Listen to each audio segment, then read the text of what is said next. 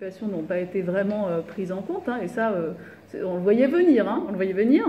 Après, effectivement, la responsabilité de l'échec de la mairie a été rejetée sur les enseignants, et ça, je trouve que ça n'est pas du tout acceptable, hein, on était du même avis avec Aline. Il y a certainement des modalités de concertation qui auraient pu faire que ce soit une réussite. Du coup, qu'est-ce qui s'est passé? C'est qu'en catastrophe à la rentrée scolaire, on s'est rendu compte que 2 écoles au Vésinet n'avaient personne pour garder les élèves à 16h30.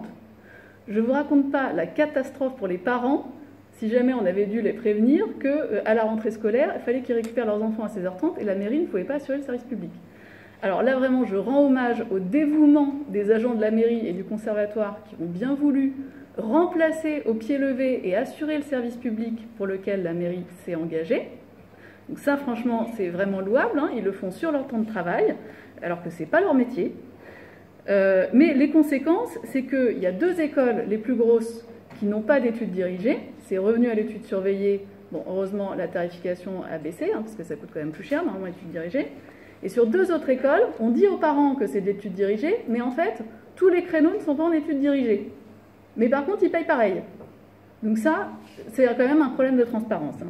Donc moi, ce que je demande, c'est une transparence vis-à-vis des parents pour qu'on leur dise quand est-ce que c'est études dirigées, quand est-ce que ça ne l'est pas, pour qu'ils puissent savoir quand est-ce qu'ils doivent faire les devoirs à la maison avec leurs enfants. C'est quand même, on leur doit ça quand même.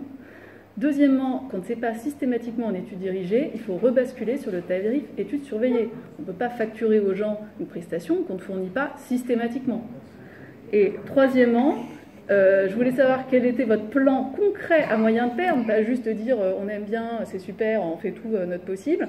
Qu'est-ce qu'on va faire concrètement en dehors de cette étape de gestion de crise qui a été sauvée grâce au dévouement des agents de la mairie? Parce qu'ils ne vont pas éternellement faire l'étude surveillée dans les établissements sur leur temps de travail, hein. Donc qui va assurer l'étude surveillée ou dirigée? Qui on va recruter? Comment? Quelles écoles vont avoir l'étude dirigée? Ça, on a besoin quand même d'avoir des réponses assez rapidement et concrètes. Oui. En chef, non, mais